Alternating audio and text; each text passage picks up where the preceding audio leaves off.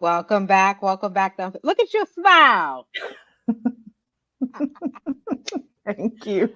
We love to give a good intro. We know it when we see that smile. Yes, that was amazing. Thank you. Well, welcome to Unfiltered, Unspoken podcast, where we told you we're gonna keep bringing life experiences, and we're not going to stop. We have another wonderful testimony to share today. So, as you know, we're gonna Melody come up and introduce herself, and then and then after you, as you know, City Sid is gonna kick off that first question. Welcome, Melody. Hello, hello, hello. Thank you so much for having me here today. My name is Melodie Graves. I am from Amarillo, Texas. I am a motivational speaker, a podcaster, and an advocate. I have been working in higher education for 14 years, and I believe that the world could be changed if we all do get back to the foundation of love.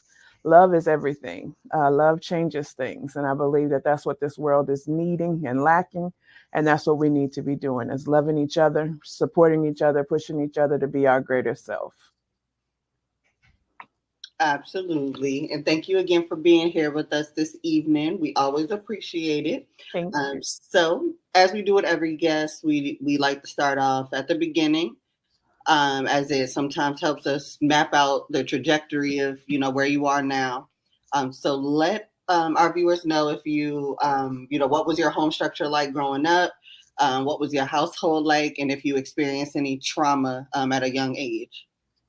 Okay, so my life growing up was actually pretty good. My parents both worked. We were part of the middle class. My mom was actually the first African American to work at her job, and she retired after 47 years. And my dad worked at Pantex, and he retired after 36 years. I am the youngest girl. I have a little brother and then two older sisters. And so growing up, it was education. Education was the way that you do everything. And if you didn't go to college, then you had to get a job. And so I decided that I would just be a career student for a while. Got my associate's degree and my bachelor's degree, and then my master's degree from West Texas A&M University in communication. And our family was pretty much like everybody else's family. But the one main thing is that we really focused on sitting down and having dinner together every single day. And that was something that my dad thought was really important. So we all, every day, he would come home from work, he would cook, my mom would get home, and we would sit down and we would have dinner and talk about everything that had happened that day. When you think about trauma, I think we all have our own certain trauma that we had as children.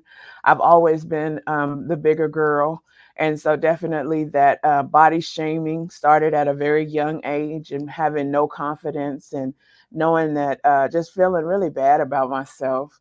And it wasn't until I got older and really saw that what God had blessed me with, that I was beautiful and that I could actually look into a mirror. I think that was like really life changing for me. And so now I walk in confidence, where I used to have my head down and I didn't want to be the center of attention. And now I love to speak on stages in front of thousands of people, just because I feel like I have an important message for this world.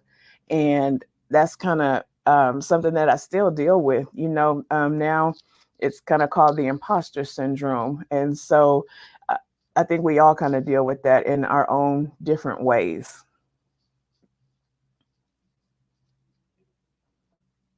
Okay, that's a good start to jump in.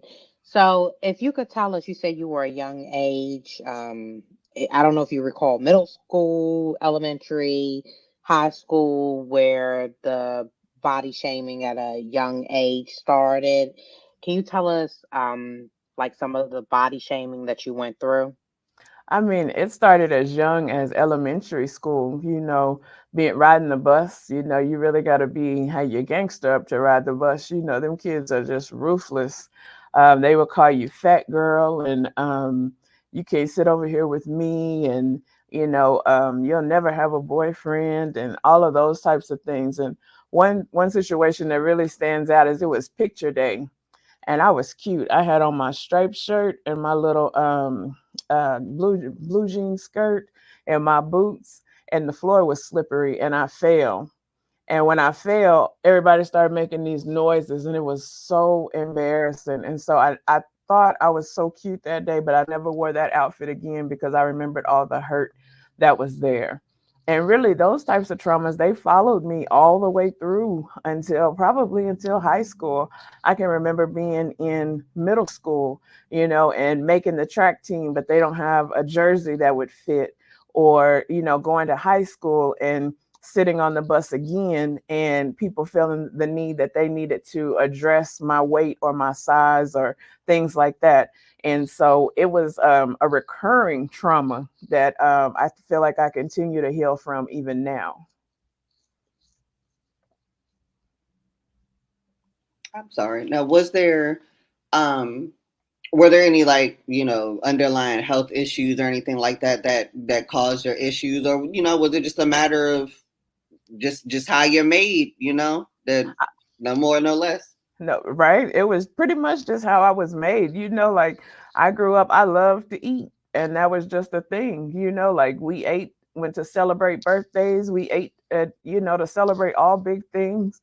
Whenever you were going through something, you would eat to get through it. That was just a very big staple in my life. And I can remember when I was a senior in high school, I had talked to my doctor about, getting like bariatric surgery, and that was a long time ago.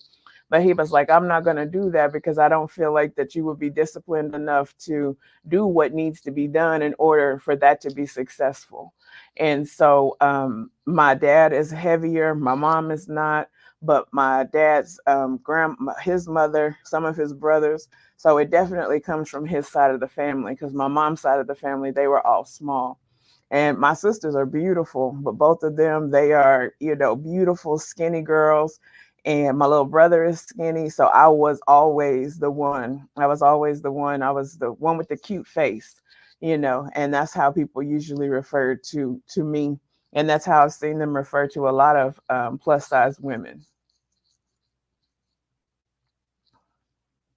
I'm glad we're talking about this because I'm an advocate against bullying. Um, because I was a bully and I was bullied too, and that's what caused me to bully. So, I'm glad that we're bringing this up because this is a good awareness topic. I wanted to go into the part you said you love to eat. Would the eating progress when the kids made fun of you, or if you went through stress? Is that Usually when they made fun of me, it really didn't increase at that point. That's when you try all the different diets. And I can remember being in the 6th grade and trying Weight Watchers. And everybody's like, why you just drinking that shake? Why you just drinking that shake? And I'm like, it's because everybody around here talking about my size. But I still had to figure out that it was more than that. I did start going to the doctor, making sure that I was okay, and I was always healthy. There was never ever any issue. And so there was just a love for sweets, when even as a baby, that's what my family went to. We had suckers and lollipops and honey buns and all of those types of things. And when you don't have good eating habits and those things start to continue to progress, then that's something that's hard to break when you get older. It's not like you can just say, I'm gonna stop eating sugar. It just doesn't happen. Your body has withdrawals and other things start to happen. And it's a hard struggle. Now, what was the, I guess, support of your home structure?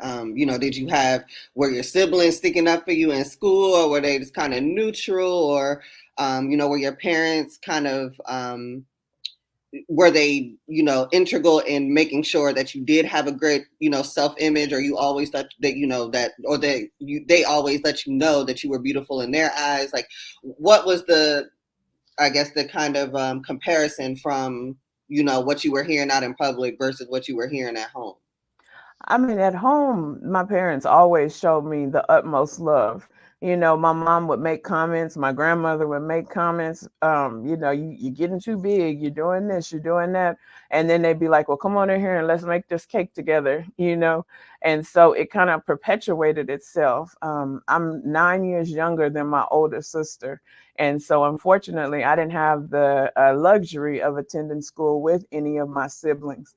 But I can remember in middle school, there was a guy, and he just kept talking about my weight, kept talking about my weight. And finally, I just got tired of it. And I was like, your mama.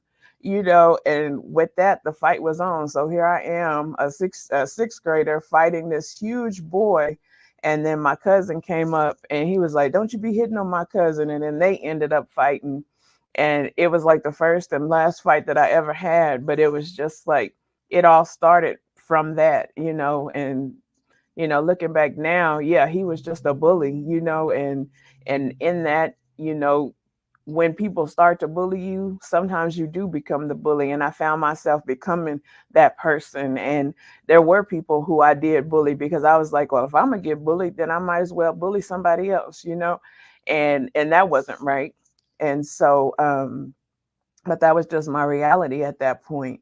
My parents, they loved me, but they always made sure that I went to the doctor. My mom was always say, you're beautiful and I love you just how you are. I just want you to be healthy. I just want you to be healthy. And in those times when you are a bigger person, people automatically assume that you weren't healthy. You have all these other issues that must be going on.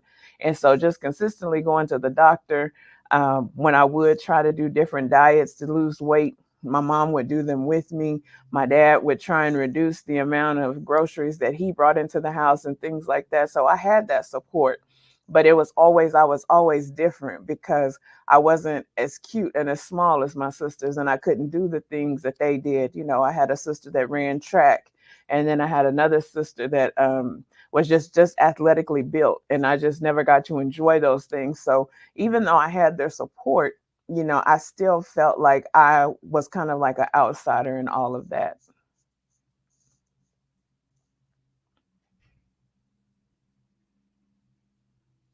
No, I apologize. So, can y'all hear me? Mm-hmm. Okay. Sorry, some reason my screen went out, but let's keep talking. Can you talk a little bit about how did it make you feel to be on diets at a younger age, and like just people making fun, like, because we want to bring transparency, like people shouldn't bully, and people don't understand what others are going through. So how did that make you feel when you were trying to do something healthy and kids were still making fun of you? I mean, it hurts. It hurts when people refer to you with some of the cruel names that they use, and in your heart that you're really trying, but it's still not making a difference. It's not getting you the progress that other people think that you wanted. So just being transparent, there were many a nights that I cried myself to sleep. There were many a times that I'd be like, well, I'm not going to eat right now because I don't want to get any bigger, or I'm not going to do this and I'm not going to do that. And nothing ever seemed to work. It was like the harder I tried, the more weight that I gained. And so it was rough. It was rough. You talk about depression and things like that. And back then they didn't really have titles for those things. So, people would always say, why are you so sad? Why are you so sad? But really, I was in a really bad depression to a point where I just stopped looking in mirrors. I stopped thinking about myself as being pretty or qualified to do anything, qualified to impact anything. I can remember in my senior year, I felt those things and I felt like a really bad depression because I had saw all my friends going to prom with all these guys and everything was going on. And here I was just by myself. And so I can remember thinking, I'm going to do something that's going to just be for me. I'm going to do something and people are going to remember me. And that's when I chose to choose education, and I chose to go further in my education. And all my friends and things like that, we all graduated together, but most of them, they had children before we graduated. And then they had other kids right after we graduated. And I was like, that's okay. I don't need a child like that to love me. I have my education. And so that's what I focused on. And that's what I tried to use to fill that void, even though it never really got filled, because I still felt like, educated or not, I still felt like that I wasn't enough. Absolutely. Um, I just had the question and it lost me. But um, oh, in the time, before, let's say that time around prom, how were your grades up to then? Was your depression ever affecting your grades at any point? And what was your outlet at that time? What did, outside of, eating to fill that void, what did make you happy, or what did you feel like you were good at or excelled at? At that time, I didn't really feel like I was good at anything. I would try different things. I tried art class and I didn't like that. And then I tried some of everything. I tried the child care class and home economics and all of those types of classes. And none of those things really did anything for me. And then I joined the speech and debate team. And when I joined that team, it was like, okay, I can do this. I've always been like a BC, sometimes a D student, never been the smartest. So I never had that crutch to hold me up, so it was when I finally did join the speech team, I found a place. I found my people, my tribe, and they didn't really care. They may have thought, different things, but they never voiced those opinions about my weight or any of those types of things. It was more so about what can you bring to the team and what can you do to help us win. And so when the focus shifted off of that, then it became, so what do you wear to the tournaments, and you didn't want to wear like no old lady dresses and things like that. You wanted to be fashionable like everybody else. And so there was that headache of finding the right outfits and finding the right clothes. And I can remember my mom taking me and us, looking and looking and looking until we found the right suit. And when we found it, we found a bunch of undershirts so that it could always look like it was different. But in that at that time, that was when I really found my people. And I joined speech and debate probably in about the 10th grade. And then that became the thing that I did throughout the rest of high school and on into college. So I'm going to piggyback. So do you think that being bullied affected your grades? And when you went to speech class in 10th grade, did that change your grades? I think so. I went from my parents always put emphasis on getting good grades, no matter what. They wouldn't accept any F's. They wouldn't really accept D's. You would always get grounded if you brought home any of those types of things. But still, I was living my life as a C student, just getting by, just doing the bare minimum. And when I found speech, it was like, okay, if you don't pass, then you can't be in this group. And so I started to work harder at the things that I had thought that I wasn't capable of doing. And I can remember in between my 10th grade year and my 11th grade year, I did a program at a local community college, and it was about engineering. And it was like amazing because now I'm put into this group again of these different people, and they're not really worried about how you look. They're worried about how smart you are. And so it was at that point that I was like, well, I think I could be an engineer. I think I'm gonna be an engineer. I could really do these things. So when you combine what I got to do for those 8 weeks in the summer, and then I got to go into the school year and deal and be in speech and debate, I think that really did help my grades because it gave me a little bit of direction. I still had the insecurities, but at least I had direction and not just kind of floundering around. Absolutely.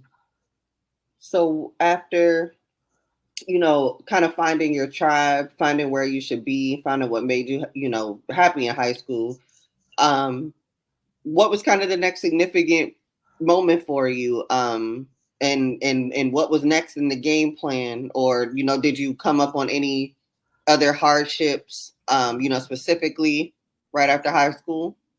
Not right after high school. I continued right on. Soon as I graduated high school, I entered community college. And in community college, I didn't know what I wanted to do. So I started off as an engineering major, and I did college algebra, got through that. And I'm like, okay, around that time, my grandmother passed away, and she had been a very big impact in my life. And so I had said, okay, I'm gonna finish this degree because I know that's what she would want me to do. And then I go and talk to my counselor, and she's like, okay, so the next step is that you got to take calculus. And I'm like, I can't take calculus. I mean, I can do math, I could do science, but I don't think I can do calculus. And I didn't have anybody, around me saying, yeah, you can do it. We have tutors, we have this, we have that. And so I went and immediately changed my major to business because business was something safe. Business was something that I thought that I could do. I never really had a desire to own my own business or to do business, but I knew that it was something I could graduate and get a degree in. And so my second semester, I met a lady, and she was like, why aren't you part of the Black Student Union? And I'm like, I don't know. I just know I didn't even know you guys had that. And she was like, you need to come to a meeting. And so I came to a meeting, started getting to know other people that look like me, and then really just started to kind of find my place. Next thing you know, she's like, you need to run for president. And I'm like, I am not qualified to run for president. And she's like, no, you need to run for president. And so here I was, the president of the Black Student Union at the community college. And it was at that point that I saw what effective leadership could do. And it didn't matter how you looked. It didn't matter where you came from. It mattered what you were willing to do to make that change. And I think that that's really when my life changed. And that's what I was going to piggyback off. I was going to ask, how did the Black Student Union change your life, and how did you feel when you became president of the union? Did you feel empowered? Like, how did it change?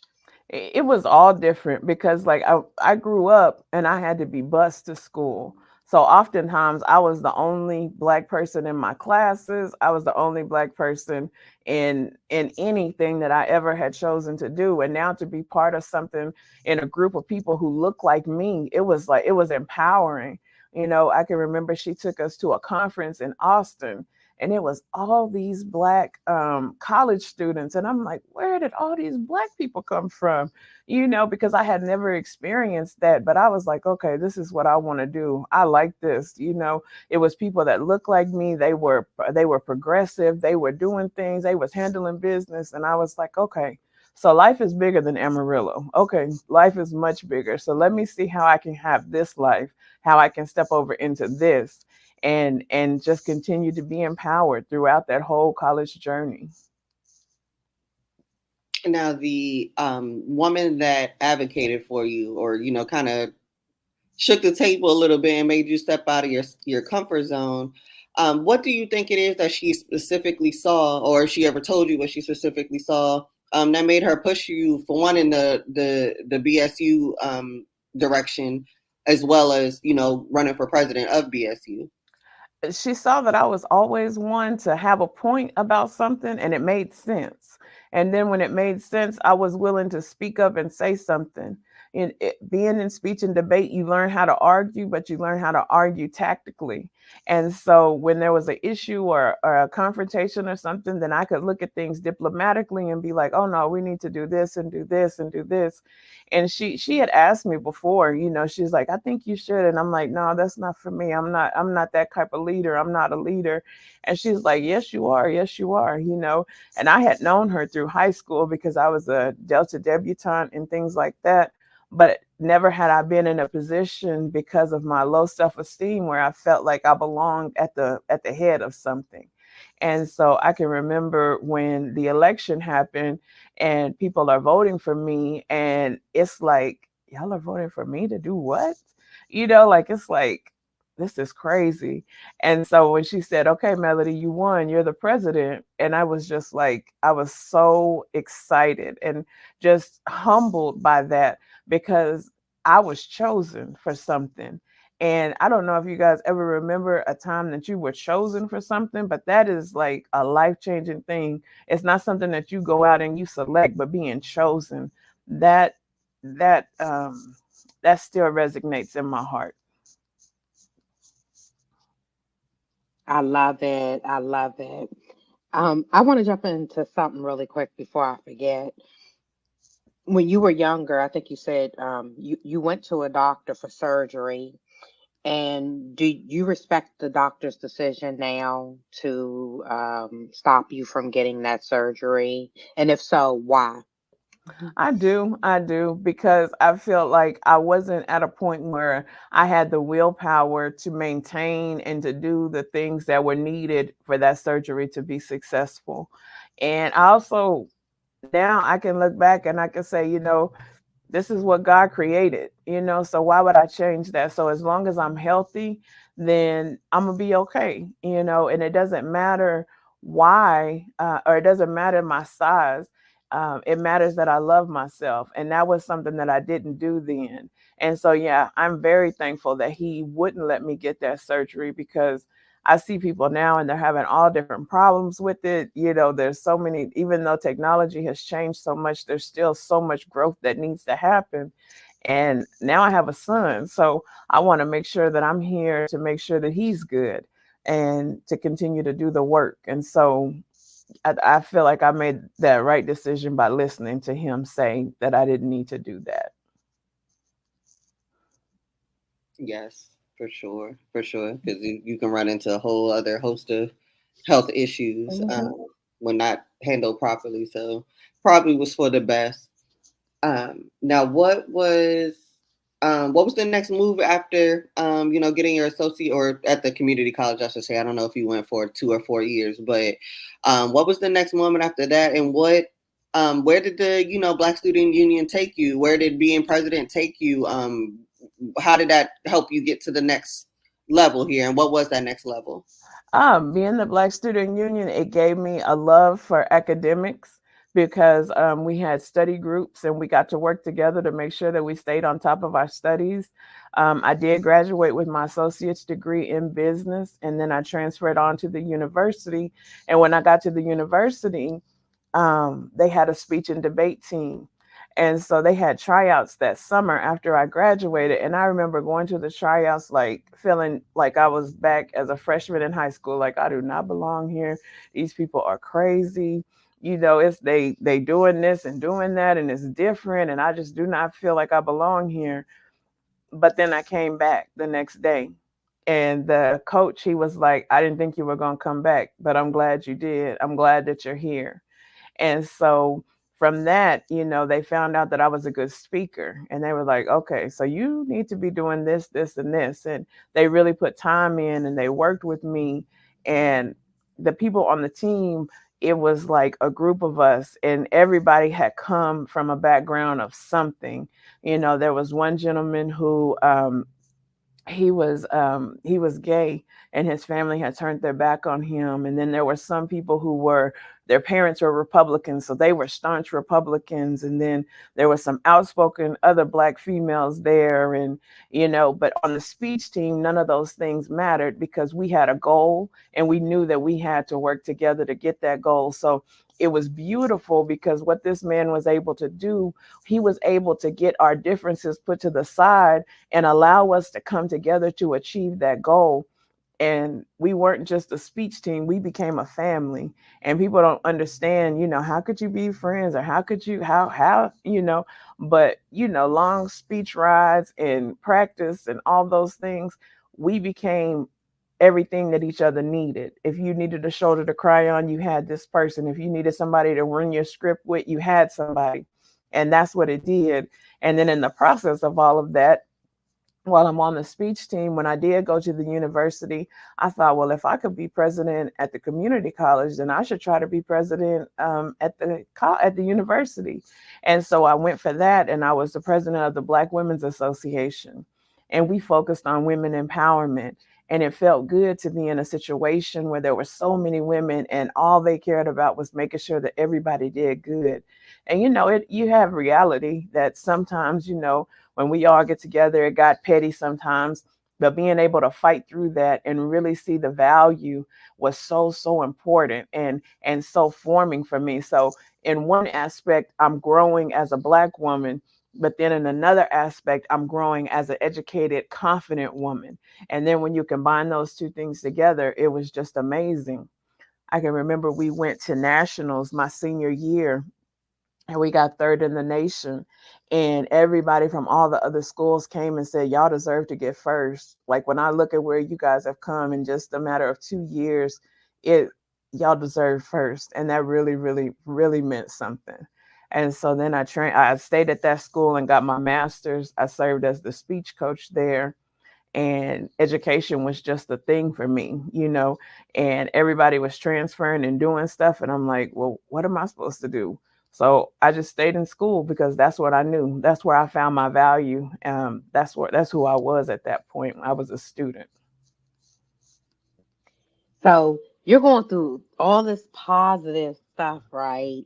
I want to ask, did from your childhood, did you still have imposter syndrome, making all these changes as an adult, becoming presidents and, milestones in your life? And so did that still carry on, or did you overcome that with the accomplishments?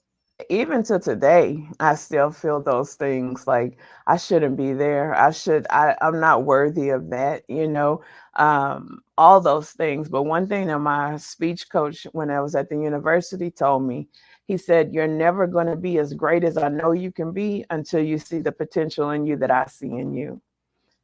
And at first I didn't understand that. I'm like, you don't know me. You don't know me. You don't know what kind of potential that I have. He was like, but I know who your heart is. And I see how you work with people, and I see how you love people unconditionally. And that's what's going to make a place for you.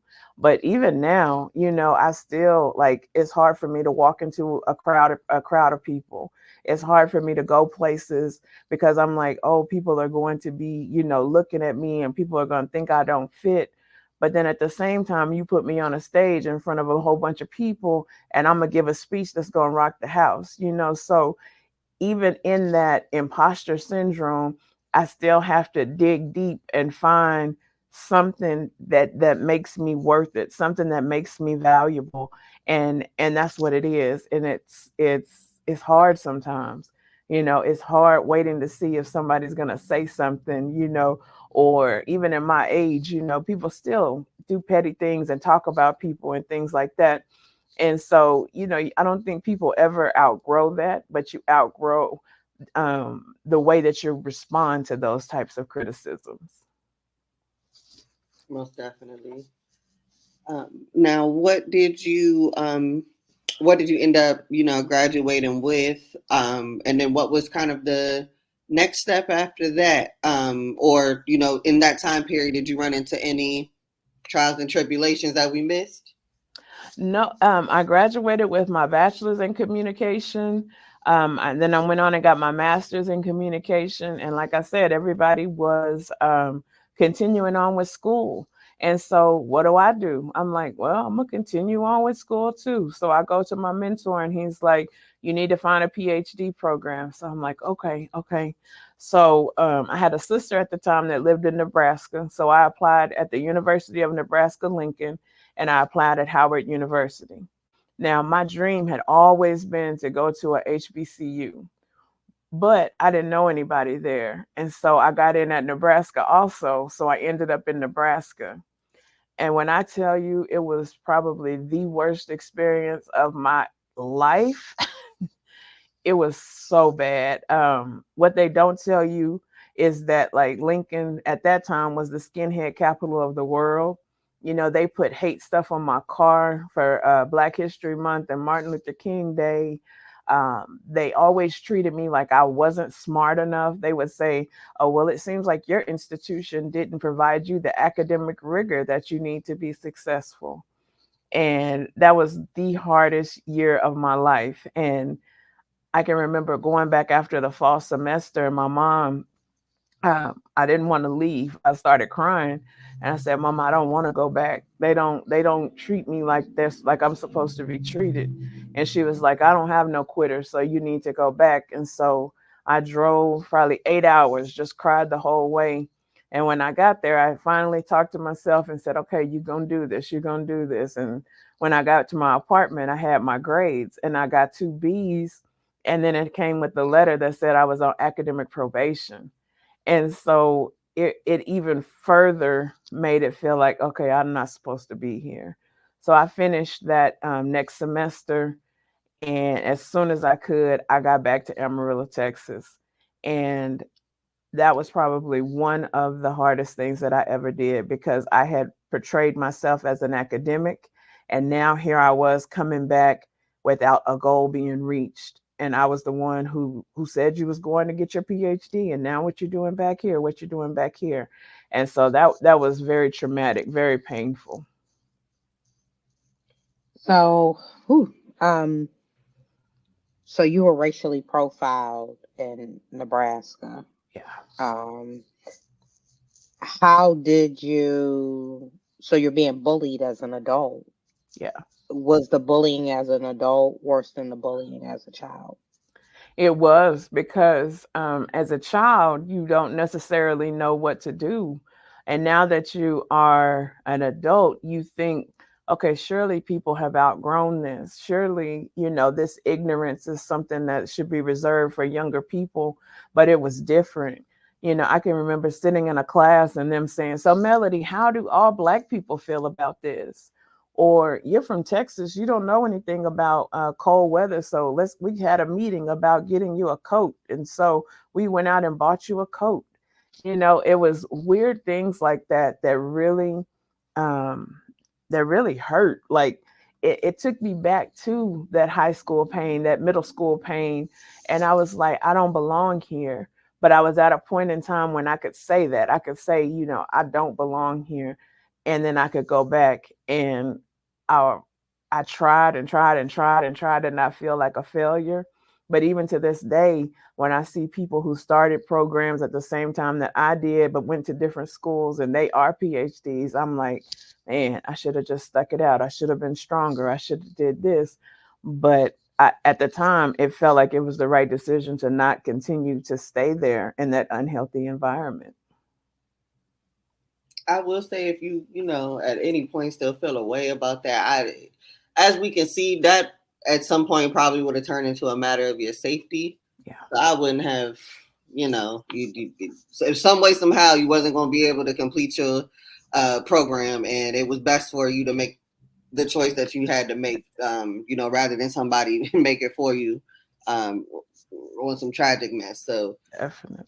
I think you made the right decision, but I do, I understand the importance of making a task list and checking everything off of it. So, hey, but what it does sound like to me, you never got a chance to really, in any situation, like live in the gray or just kind of be in the middle. It was always so extreme because it was like once you found your footing and you were able to, just kind of live a little bit more freely, you found your niche with Black people and being around Black people, and then you go to the extreme of Lincoln, Nebraska, with white people acting like quintessential white people. So you never really got to live in the middle or be able to just kind of keep your head down and do what you wanted to do. That just I'm sure that came with its ups and downs and trials and tribulations. I hate that. I would sometimes want to be able just to exist without people knowing, really. Sometimes, like, Mm-hmm. so I completely understand that. Now, when you left to go back to Texas, were you able to transfer into another program or something like that, or were you ever able to meet that goal? I did not meet that goal. I left and I was so defeated. I can remember I went and worked in corporate America because I had a communications degree. They wasn't breaking down my door to hire me to do anything. So I ended up writing insurance letters for one of the big insurance companies in town. And then the one day this kid came in and he had just graduated from high school and he said, man, you got a master's degree and you making $20,000 a year. I just graduated from high school and that's exactly what I'm making. And that's perspective right there. So then I started applying. I said, okay, this is not going to be for me. Corporate America is not for me. So I started applying all the different schools. I applied at the school that I had graduated from 14 different times before I finally got an interview. And when I got that interview, I ended up getting that job. And I told myself, I will never go back to corporate America again. That is just not for me. And so I became an academic advisor in 2006. And I stayed there for a while, for about 4 years. Learned a lot, did a lot, but I was able to really heal myself because it was I had always been the one, because that's all I had talked about was I'm gonna get my PhD and I'm gonna come back and I'm gonna do this and I'm gonna do that. And people are mean. People would say, "So, how's that PhD going?" Or, "So, you back? So you must not have got it. You must not have fit in. You couldn't hack it." And so even though you play those things off like they don't really matter, or I'm fine, I'm good, deep down those things hurt you because you already feel like a failure because you didn't achieve that goal, and now you have all these people pointing out those failures. And so I found myself retreating again, just like I did when I was the fat kid. Here I am retreating again and living below my potential because I don't want to be out in the open because people might trigger, but know what my triggers are and try and push those buttons to trigger me. And I was going to add, it's like you can't run from bullying, even as an adult. You're going through like this bullying. As a child, you mentioned that people bullied you, so you bullied. I know the feeling of that. As an adult, was it the same? Did you feel like you were bullying people, or did you feel like it was just taking you down? In the beginning, when I was being bullied, I didn't bully back. I just took it because, when you're already broken, you feel like that's all you can do. That's all you deserve. And so what I started to do was I became an advocate. And so in becoming an advocate, I was able to bully people, but for social justice reasons. And so in that, I started to gain my power back. And so that was my pathway to becoming the stronger person that I am today. So that's how I kind of took that bullying and made it into a positive. But you still have the imposter syndrome when you walk into certain places and things like that. But now when people see me, they're like, "Oh, that's Melody." If I know that if somebody needs something done, they're gonna call her. So that she's the one. And again, it's this journey of wanting to be chosen, and that's kind of where I am today. I kind of don't care what other people think, really. I feel like my job is to be an advocate and to give a voice to those who don't have a voice, and especially because I felt like I was that person that didn't have a voice. I need to give them a platform, and if I have a platform, then I have to share that platform with them. Absolutely. Now, what can you say? Since you have jumped into being an advocate, um, what could you say is your most significant moment or accomplishment? After not being able to hit your goal and feeling like you kind of disappointed yourself. What was that next big like win for you? Or where did you feel like when did you feel like advocating was just this was it, like your job is done, this is what you're meant to do? I can remember getting into the NAACP, the local branch here, and it was 2020. It was COVID was still a thing, and George Floyd happened. And by this point, I am a single Black mother to a young Black male, and I am watching this man on TV be murdered by somebody who's been hired to protect and serve. And at that point, I knew that I had to do something. And so everybody was scared. The pandemic is around. And I'm like, we cannot sit and be quiet. And so we decided that we were going to have a rally. And we had a rally at one of the local parks. There were probably about 2,500 people there. The slogan was "Enough is enough." And all the people there, they were different colors, different races, different religions, different sexual orientations. And it was time for me to take the stage. And my mom always gets onto me because I never write down what I'm going to say. I just rely on God to give it to me. And when I took the stage, there wasn't a dry eye in that audience when I got done, because it was like I was able to speak life into them and to give them hope and to give them joy, even if just for a minute, that despite what had happened, we together could fight together to make that difference. And for me, that was a defining moment. People still remember that speech. It won awards for PBS because it was the time and it was the place, and everything just kind of fell in place that day. And that day I felt all the power and all the love that I needed in that moment. It was amazing. And so from that, people started to know my name. People started to say, let's go get Melodie. Melodie will advocate. Melodie will help me. Melodie will help me. And in that, I became a person of resources. I started joining different groups so that I could be a resourceful person for people. So if your lights were going to get turned off, then I knew you could call these 5 different agencies and they were going to help you. I started working at a community college. And so if you needed an education, if you come and see me, I'll walk you through step by step and we'll get there. So then that was my calling. I felt it in my heart, in my soul, that's what I was supposed to be doing.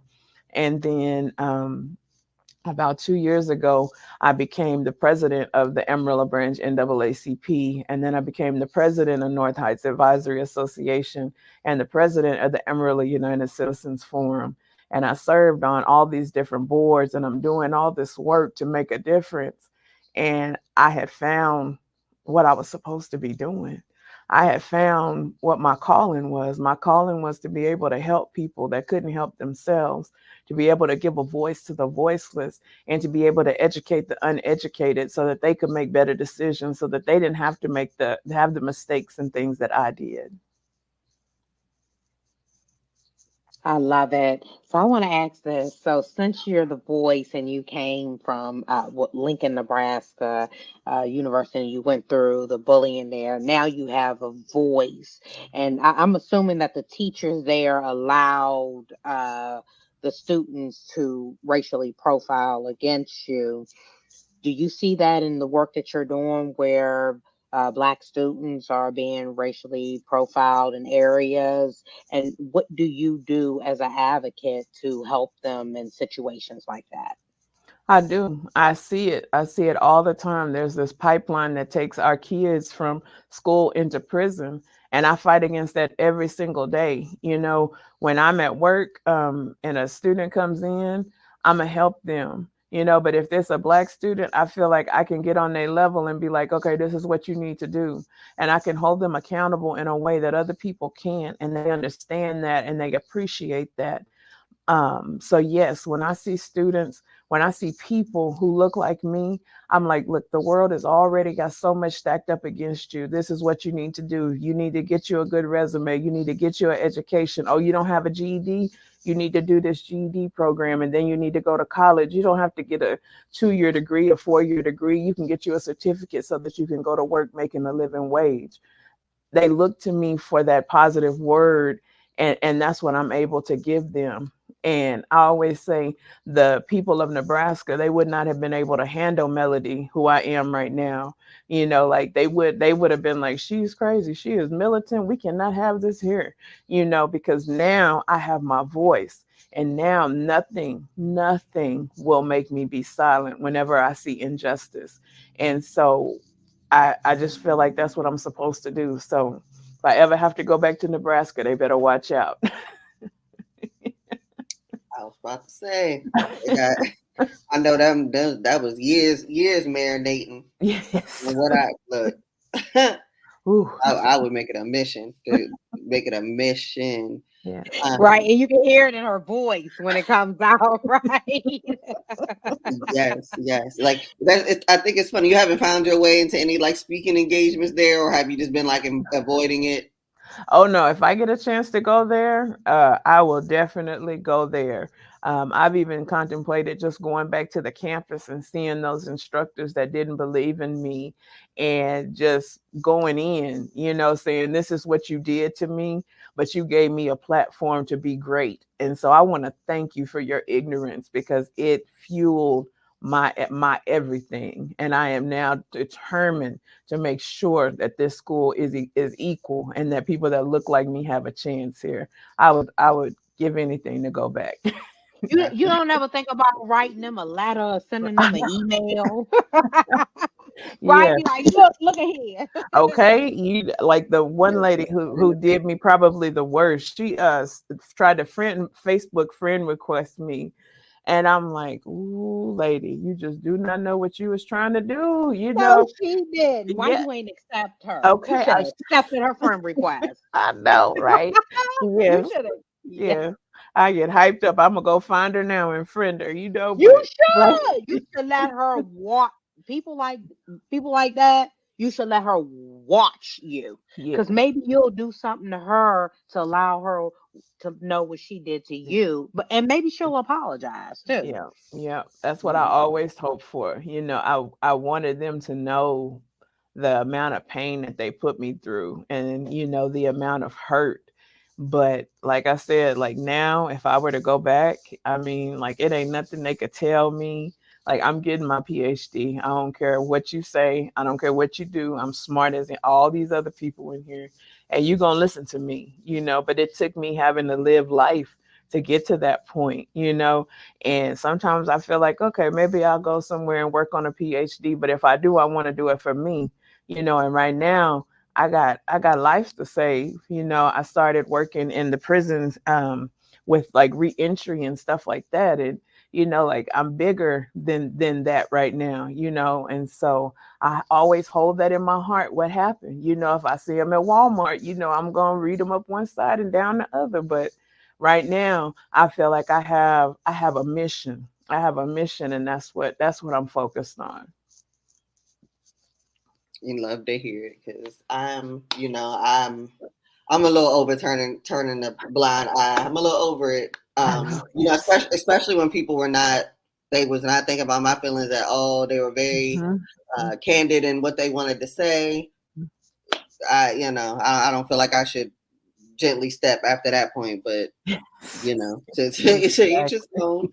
I do want to ask though the role that the one individual played in your life, kind of pushing you to for one join the Black Student Union and for two run for the presidency.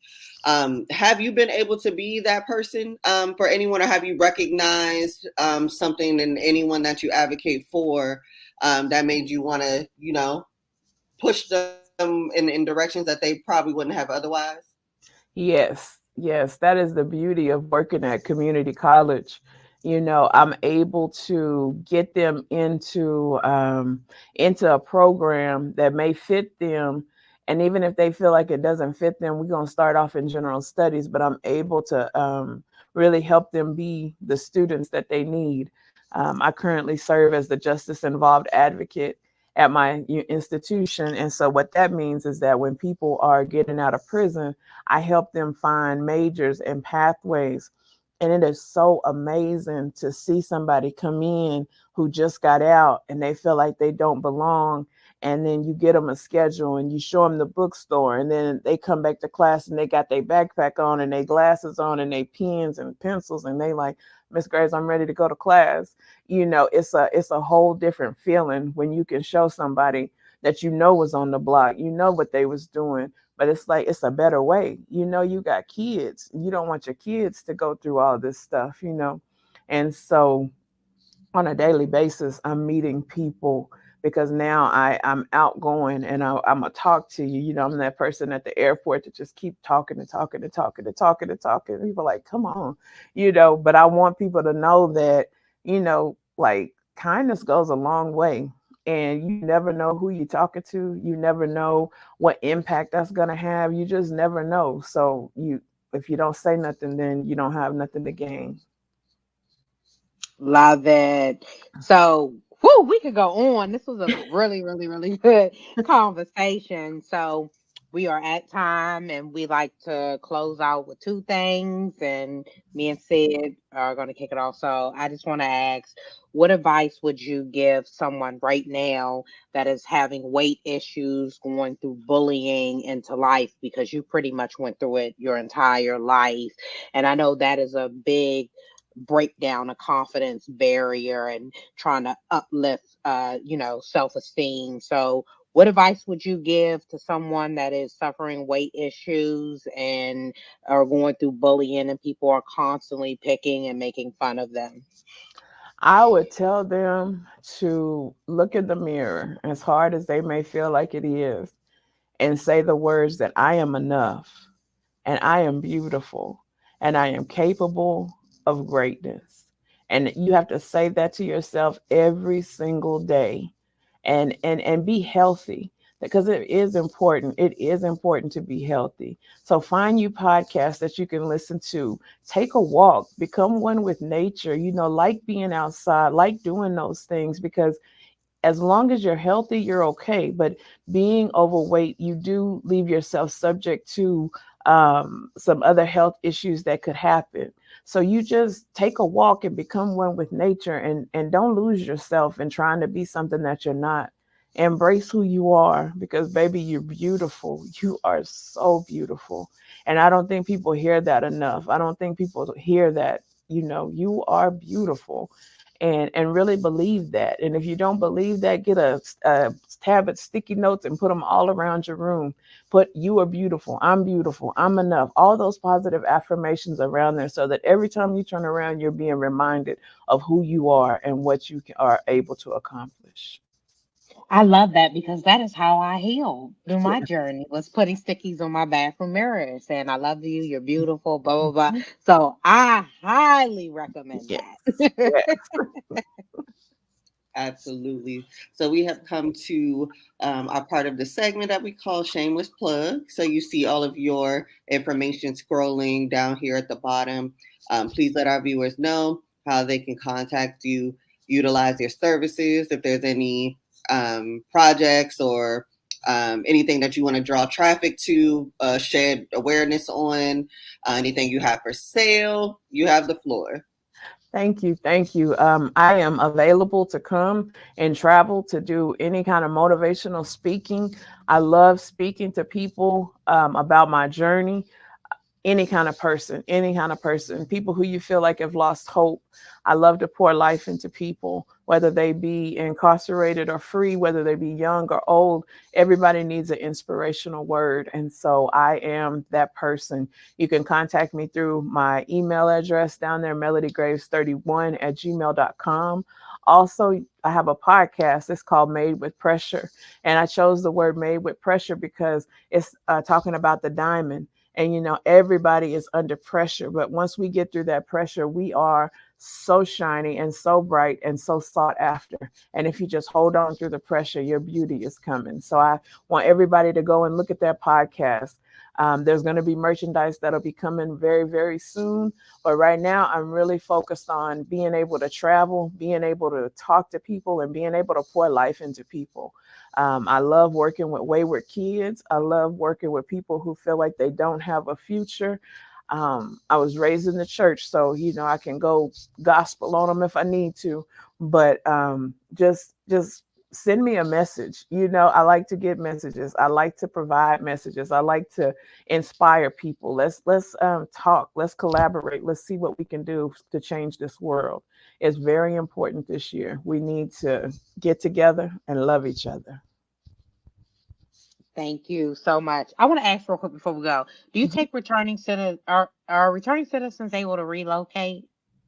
Yes. So if there was someone here considering to move, you're in Texas, what Uh-huh. area are you in?